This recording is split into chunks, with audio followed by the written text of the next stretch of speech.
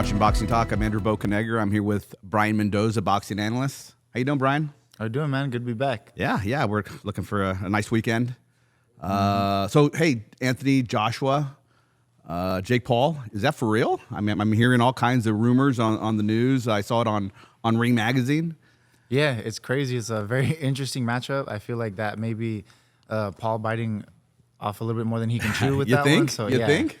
I think Anthony's a different level. That's a big heavyweight. You know, very strong guy and explosive. So I don't know how that one would play out, but we'll see. Okay, well, look, we're talking about a two-time world champion, unified twice, 6'6".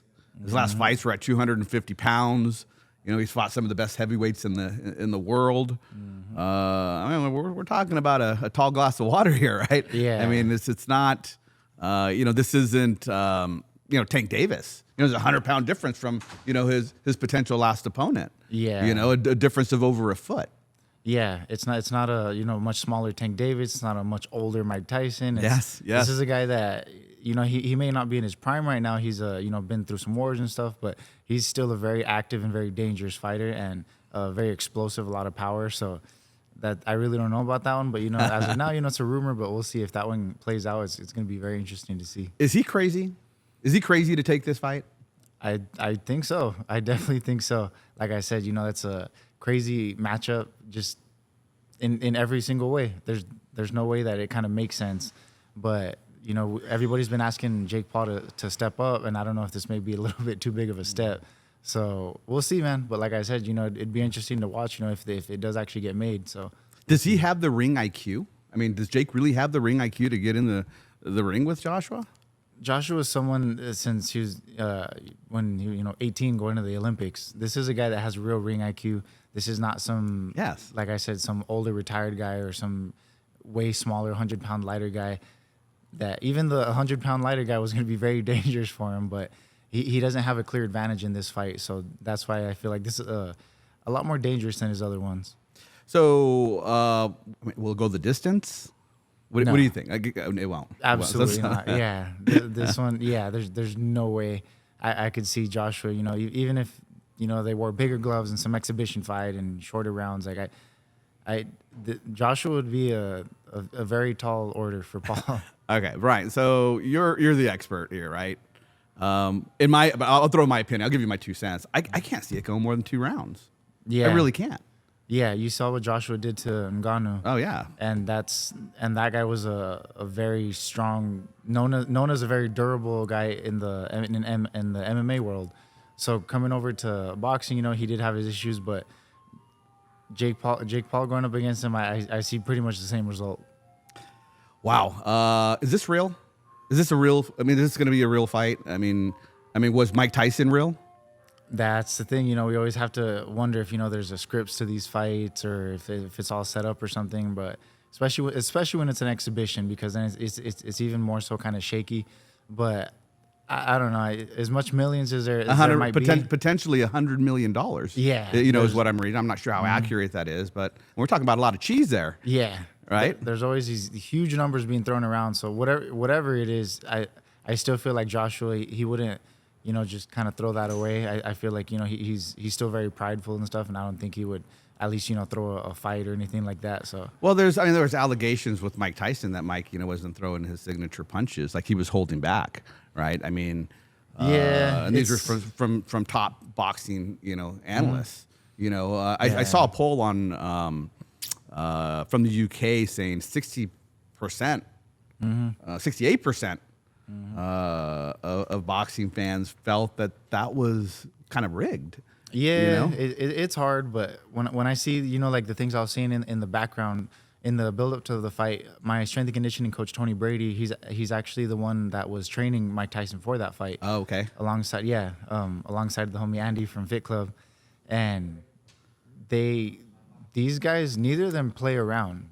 If you're gonna work with them, you're gonna work for real. Completely dedicate yourself and commit to the training and stuff. And everything I was hearing was that Mike Tyson was fully locked in. There's obviously not his age and stuff. Some things that weren't flowing to 100%. But as far as the things that I heard, that he was locked in. Really training for it. And I feel like if you're if you're just gonna go in there and throw a fight, I don't think you need to work that hard. I think you can sit on the couch, especially as a heavyweight. You don't have to make weight.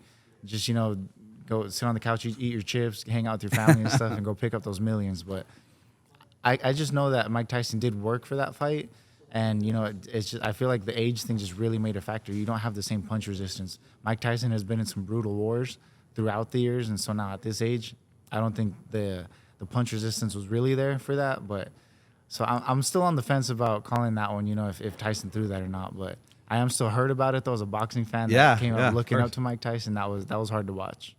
Julio Cesar Chavez Jr. Some would say he's probably one of the most undisciplined, fighters in the sport. Yeah. How do you think he did against Jake Paul? I mean, what were your thoughts on that fight? That was another one that one actually went pretty much exactly as I expected. Okay. Just because of the way when Chavez Jr. fought Canelo, it was kind of the same thing, just block, just kind of get through the rounds. He didn't seem hungry. He didn't seem, like he really wanted that victory and felt that passion, to go for it. And it was kind of the same thing with the Jake Paul fight. And then still, towards the end of the fight, all of a sudden he flips that switch, and then you're like, oh, could he have been doing this the whole time?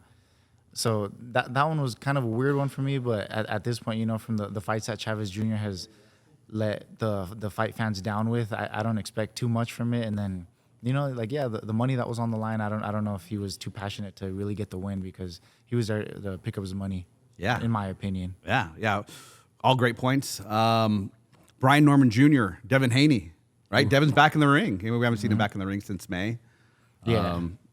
So we're excited about that. What do you think? What do you think on how do you see the fight playing out? It's a very interesting fight. I definitely think Haney. I do not see Haney sitting down there and trying to test Norman. I feel like maybe he'll pick his spots here and there, but I feel like he'll try to make it similar to kind of the Barbosa fight where he's just a lot of lateral movement, on his legs the whole time. And Haney has a tremendous jab, one of the best jabs. Yes. So yes. I definitely see that, being a big part of his arsenal for this fight. And outside of that, I don't think Norman needs to chase him down or just, try to throw caution to the wind and just go for it the whole time. I feel like Norman in this fight will be looking to set traps and look to land those bombs because, he's shown he has some great power, some knockout of the year candidate fights. So that's more what I'm expecting. I'm expecting something kind of tactical from Norman, not just chasing around the ring, like that. And really? Yeah. So I feel like he's going to be trying to set traps and trying to land that big shot. Corner him, maybe. Mm-hmm. Exactly. So that's kind of how I see it. And I don't see Haney sitting down with a guy like Norman. So Norman, solid reach, like you mentioned, pressure fighter, throws a lot of combinations, a lot of power. What does his father call him? The cold, calculated killer. Yeah. Right? But, back to the jab. I mean, you mentioned, Haney has a great jab. More important, can Haney, if Haney gets into his rhythm with that jab, how's that going to play out? Yeah, that's a hard man to beat right there when he's got that jab going and from the angles he throws it, the speed, the rhythm changes he can do with it. He can do a lot with that jab, and I really feel like that's going to be his biggest weapon in this fight.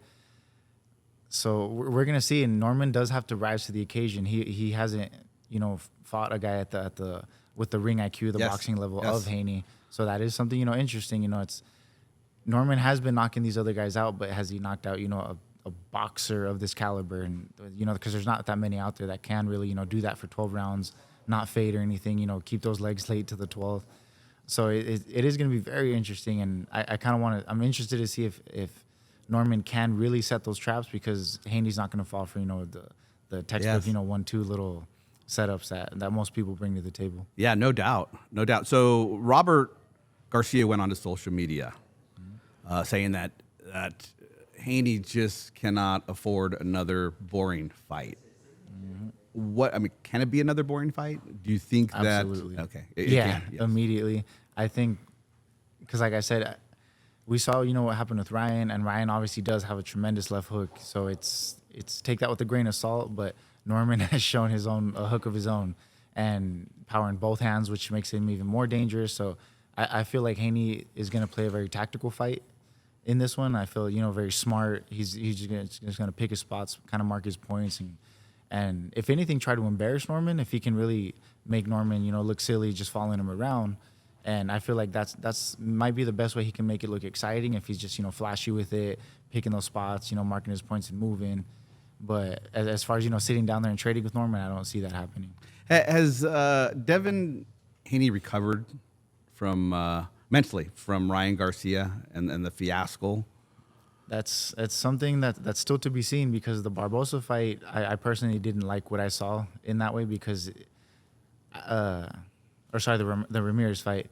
Okay, yeah. I didn't like the way it looked, because he was kind of just chasing him, and Ramirez wasn't able, you know, to set any traps. He was literally just kind of following in circles around Haney, but Haney never really took that moment, you know, to sit down, just land, you know, some big shots, you know, something flashy, something really. He was completely content with, you know, just skating by the rounds, getting to that next fight, and you know, so here we are. But this is the fight where Haney has a perfect opportunity to show the world that, yo, like, I still got this. Yes, I'm still no here. doubt. Yeah, so this is a perfect opportunity for him to do it if he can. So we know the jab. He's going to be busy with the jab. Do we see him sticking and moving, or do we really see him getting in the middle of the ring and exchanging? Devin Haney, I'm talking. Yeah, I don't think so. I don't believe so. I feel like even if he does make it an exciting fight, it's going to be still more of just those flashy moments, you know, where he sits down for a second, you know, throws a couple quick shots and moves. But I see a lot of movement in this fight. Well, is it going to come down to the scorecards? Is someone going to get dropped? Well, I don't personally see Haney dropping Norman in this one, but yeah, if someone gets dropped, if it ends in a knockout, that is going to be Norman all day. But you know, it's boxing, so you never know. So what's your overall prediction?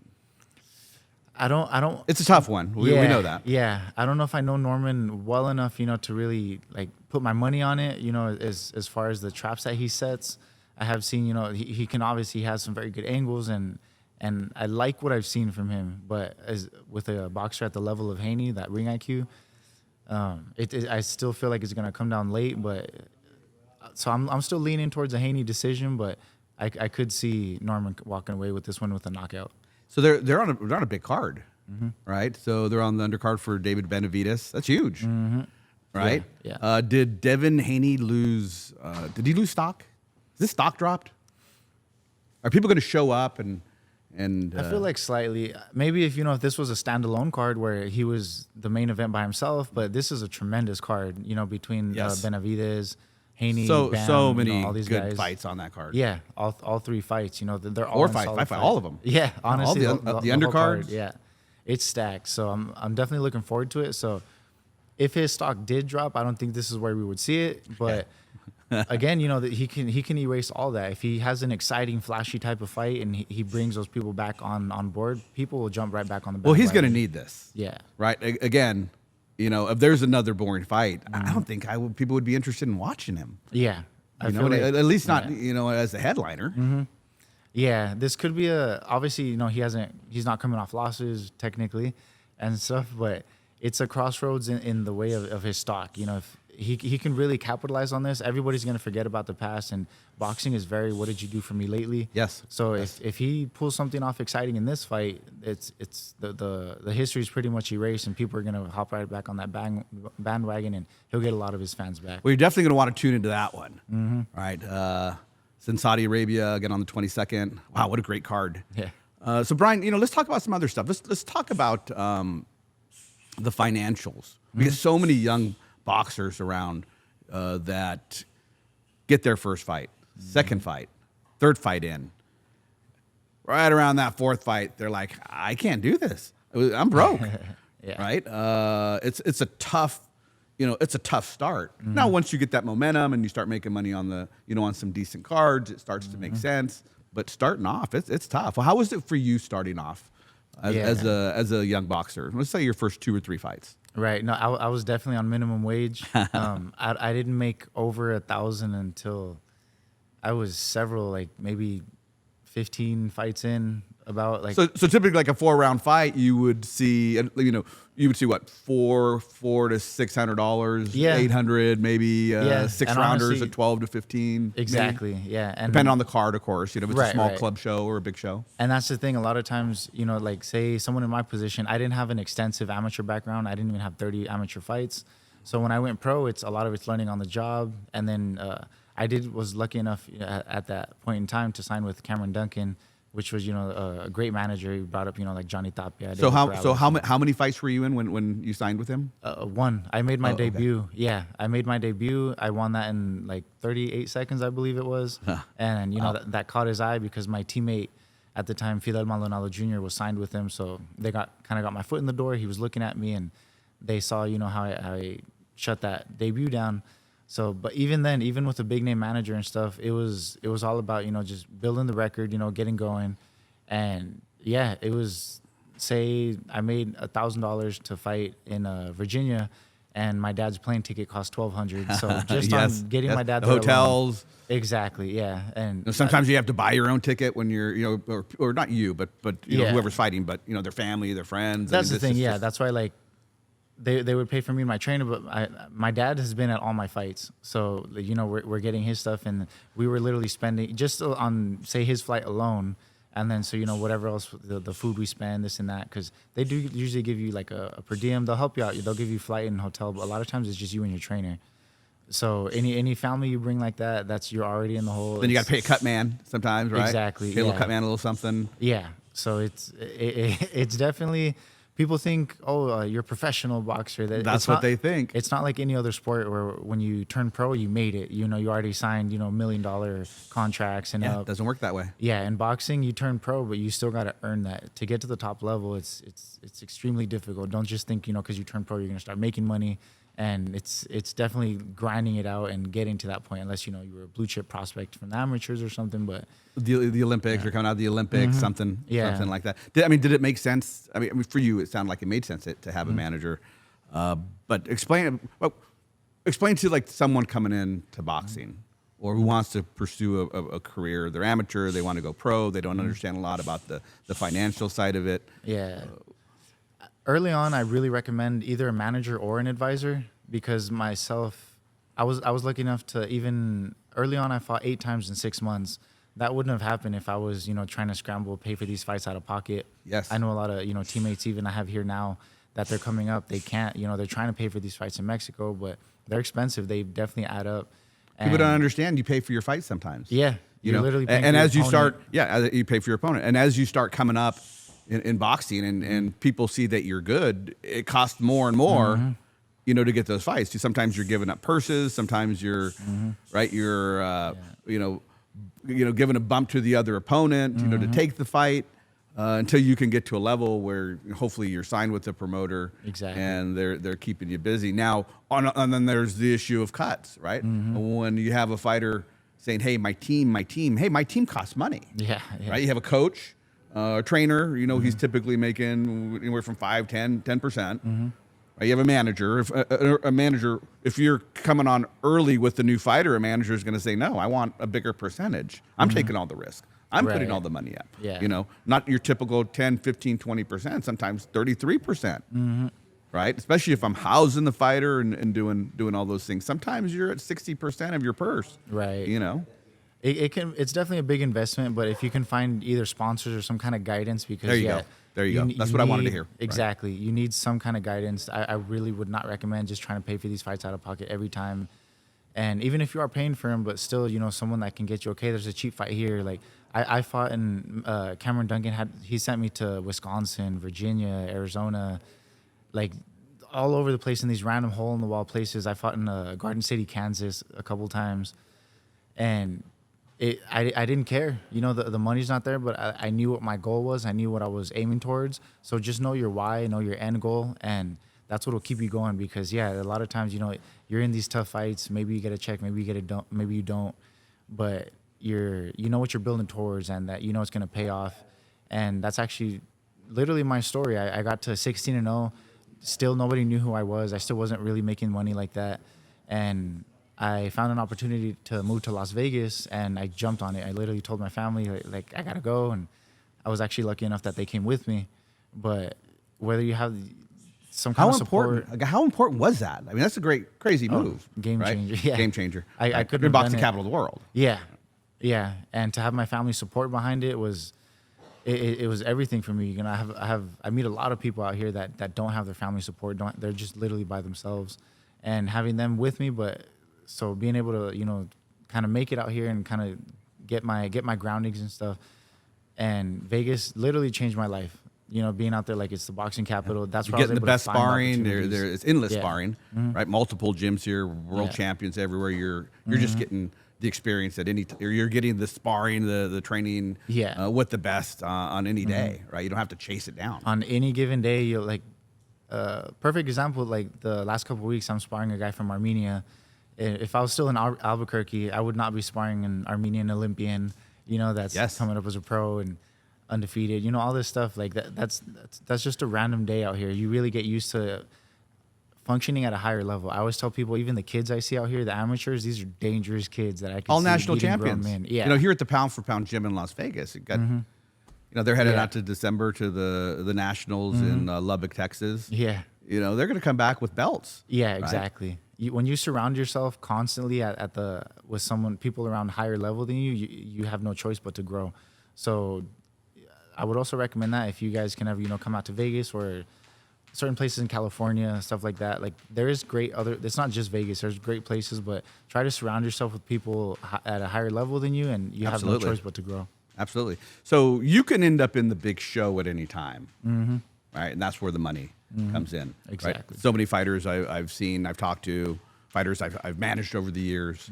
They're like, hey, you know, I'm in Tijuana, you know, one day fighting at a club show. I'm at a big show in an arena, you know, 3 months later. What a change. You can get that call at any time. So just, you know, for you young fighters, just be patient. You know, but you'll get that call. That time will come. Exactly. I've been a big, you know, like I'm constantly yelling out that same story. That's my personal story. I went from, you know, being a swing bout where they're taking down the lights, the ring and everything already. And the old swing bout. Exactly. And 2 fights later, I was in a world title fight and I won the WBC interim super welterweight title. And there was literally 2 fights separated from each other. So you never know when you're going to get that call, get that opportunity. So each time out, you know, give everything you can and always remember that end goal, because that's what's going to push you through. I want to touch on that fight really quick. Wow. That you must have just said, wow, all this training, all this time, financially it made, you know, it helped you. Yeah. Right. I mean, at that point, you're like, hey, this was worth it. Oh, exactly. Like seeing my parents cry, you know, like seeing them in tears, you know, just from finally pulling that off and really making it happen, and just everything. Obviously, the finances come with it and everything, but it's about, you know, proving everybody that supported you right. You know, it's not never focus on the negativity, just who supported me from day one, who supported you, and proving those people right. You know, just giving them the satisfaction of, like, you know, I knew that guy was gonna do it, or, you know, whoever it is, your family, friends, or whatever. But really just going through with that, and that's what makes it all worth it in the end. Hey, Brian, thank you so much. That was great information. And thank you all for watching. You can check us out at boxingvip.com. You can also go to any of our social media networks at Boxing VIP Network. Thank you again for watching. Thank you again, Brian. Pleasure, man, always.